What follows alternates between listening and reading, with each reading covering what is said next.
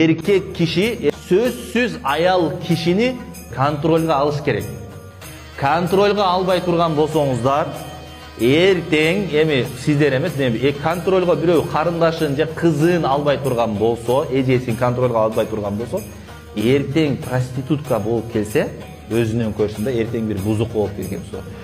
Erkek kişi çınığı, erkek namuslu kişi, namuslu erkek jigit var үйдөн бузукку кыз чыкпайт. Түнкүсүн каяктан келип атасың? Каяка бардың? Ким менен болдуң? Бир жакка чыгып кетип аткан болсо, ким менен учурашасың? Ким менен жолугушасың деп сөзсүз эркек киши сураш керек. Эркек киши сураш керек. Мына жашоодо байкап көрсөңүздөр, өзүңүздөрдүн туугандарыңыздын арасында, алыс туугандардын арасында деле болушу мүмкүн.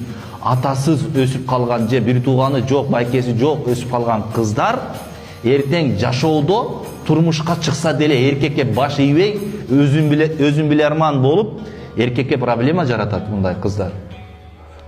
Психологияда дагы бар бул нерсе. Психологияда айтат, атасыз же байкесиз өскөн кызга үйлөнбөгүлө дейт. Себеби эмнеге десе, ал мужской контроль дегенди билбейт дейт. Мужской контроль это для них булар үчүн бир жат көрүнүш болуп калат да. Кыргызда бекеринен айткан эмес, кызга 40 жеринен тыюу деген да, 40 жерден тыюу деген. Ошон үчүн кыздарыбызды, карындаштарыбызды ошо контролга алышыбыз керек.